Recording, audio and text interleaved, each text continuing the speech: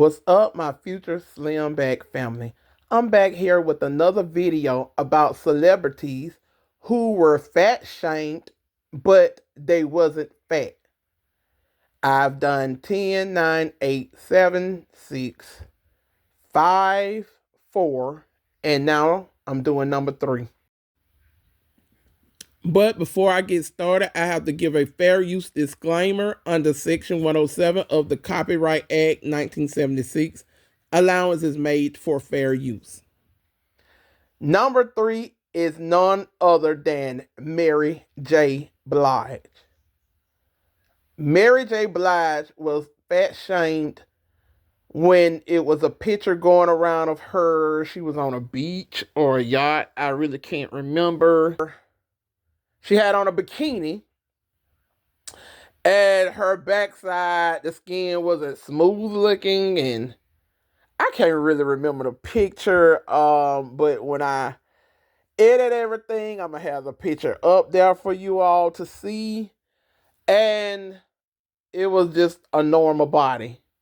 And the thing is really us being brainwashed because we so used to fake bodies now to the point we bash real bodies.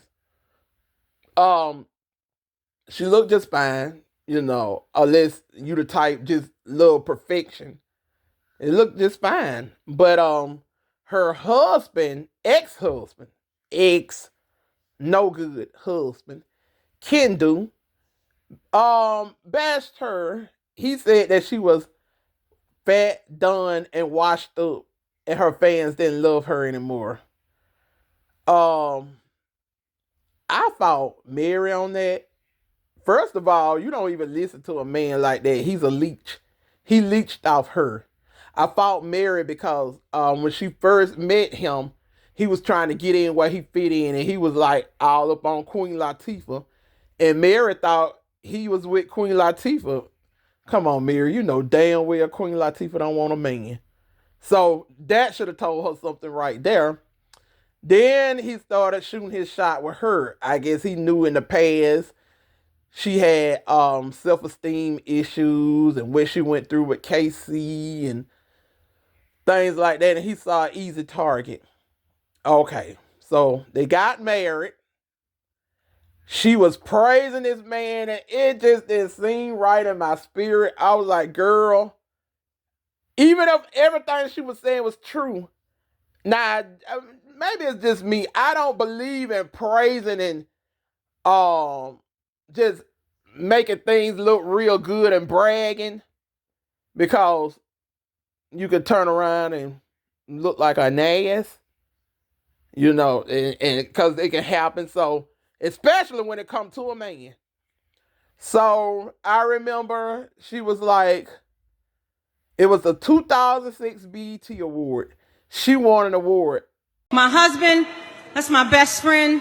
We do this together. What would I do without him? I wouldn't be nothing without him, and I believe that. I'll never forget what Mary said. She is nothing without her husband. I was like, you was somebody before him. Why are you saying you nothing without this man? Don't say no mess like that. And even if you really felt that way, keep that shit to yourself. But also, I remember she said in interviews, he's not cheating on her or beating on her. Now, you can say he ain't beating on you if he's not beating on you. But to take a step further and say to the world, your man is not cheating on you, you know how many women probably laughing at you when you said that? I know his side women were like, so she don't know about me and him. She think he ain't cheating. Then she said that he was a manager. That man didn't have no job. The Mary gave it to him and made him a manager. His daughter had already outed him. Okay. So not only that, when they divorced, I don't know about nobody else, I was not shocked. Not the least bit. I was like, Mary, I could have told you that man went nothing. I knew it, and I don't even know neither one of y'all. And I knew he went shit. So how the hell you didn't know? How your instincts didn't tell you? But you know, like Betty Wright say, we're all entitled to make a mistake. So yeah, she was entitled to make her mistake. I bet she won't make that mistake again. And she said she would never take care of a man again. Then he had this quote unquote artist named Starshell who came out that was his girlfriend. So I remember looking up Starshell music and I laughed and I laughed. I said, Mary, you should have known what time it was when you heard this woman music. It's like he was like, we gotta put something together. We gotta go to the studio and throw something together to make it seem like we really working in the studio instead of having an affair. So let's throw some shit together. Oh, it was awful. Oh my God, I heard Nickelodeon music that sound better than that. And my ears was bleeding. They were straight bleeding when I was listening to that bullshit. So, you know, he was nothing. He was a leech. He was, and you gonna let somebody like that tell you fed and done and washed up. He is a whole bomb. You calling her washed up, but you ain't been nowhere near water, you damn bum. Metaphorically. And not only that, like I said, his daughter outed him and he fat shamed her. Mary J. Blige was fat shamed by her husband. I don't know if he said it when they was together or not. And then another thing, you gotta tell her your fans don't love you no more and all that. And I remember when they was married, she was like, he's honest with me no matter how much it hurts. He's just honest with me and like he do realize her best music was before his ass came in the picture. Yeah. It's like her music wasn't as good when she married him. Think about it. What's the 411 album? What's the 411, hun? What's the 411? I got it going on. Yo, I got it going on. What's the 411, hun? Yeah, what's the 411 album? Then My Life. Oh, My Life was the shit, baby. That was a good album. Um, and then you have, I got let me share a little story. That My Life album, I love that album, baby. I remember I had the CD and I was at a friend's house and they brother that didn't live with them stole the CD, took it. And at first I went tripping on it, but then he said I would never get the CD back. Oh hell no, I called the police. Baby, I called the police. The sister was mad at me and the sister stayed with her daddy. So I went over there one day and thinking everything done cooled down. I was sitting in the sister room. We were just in there chilling, laughing, tripping. And every time she'll leave out the room, and because the daddy was sitting in the front room, she came back in the room and said, that old man don't like you. I said, what that? He said, every time I walk past him, he'll say, she gotta go. He was mad that I called the police on his son for stealing my Mary J. Blige My Life CD. And so I said, okay, well, I'll go home then. And so I went home. I ain't go back over there for it. Like a year. Baby, when I came back over there, that man was so nice to me. I was like, so-and-so home? Yeah, she here. Come on in. Just nice, really nice. Like, he just wanted to say, I miss you. I miss you coming around. Yeah, like, okay, if somebody steal from you, what would you do then? Tell you ain't gonna get your items back that they stole from you. Okay, but anyway, My Life album, that Share My World. What was on that album? I Can Love You. Oh, baby, them the first three albums, yes. The first time I ever heard of Mary J. Blige, heard her name, saw her video, I knew she was a superstar. Her style, everything. Because even back with we didn't know that was Mary J. Blige, but I remember the Father MC song. They played it all the time on the radio. If you do for me, if you do for me, I do. That song, we didn't even know that one, but yeah, she stood out then. And then, like I say, I knew she was a superstar, and what really co-signed it because my mama didn't listen to my generation of music growing up. She come from the Isley Brothers, Curtis Mayfield. I'm your mama, I'm your daddy, I'm nothing in the alley. Marvin Gaye, Aretha Franklin, the OJs, Teddy Pendergrass, David Ruffin, era, Stevie Wonder, Smokey Robinson. I love it when we're cruising together. She come from that. That's all I heard when I was a little child. Freddie Jackson. Um, yeah. Who else? Who else? Oh, you don't got me started. See, I'm a music fanatic. So growing up, that's all I heard. Al Green. And when Mary came on the scene, I was shocked that my mama liked Mary. I was like, you like somebody from my generation or somebody? Yeah, I'm gonna say my generation. Because yeah, everybody was listening to Mary, but the adults, the adults, most adults weren't even probably paying her no attention. But my mom was like, yeah, it's something special about her. And here it is, all these years later, Mary still standing. So he was just a big mistake, really, like a horrible mistake. So yeah, he had the nerve to fat shame her, and then that's and then the situation where the fans or whoever people that saw her with a bikini on fat shamed her and stuff. So I mean, that's when you wear a bikini and you don't have the perfect body, that happens. But Mary J. Blige is a fly individual, and he took away some of her flyness. I'm gonna blame it on him. He took away some of her flyness. Maybe she had to change it up because she had got married. All that said, everything to be like, oh, but this is not the Mary I grew up and loved. This is not the same Mary. What's going on? So yeah, she should have known better.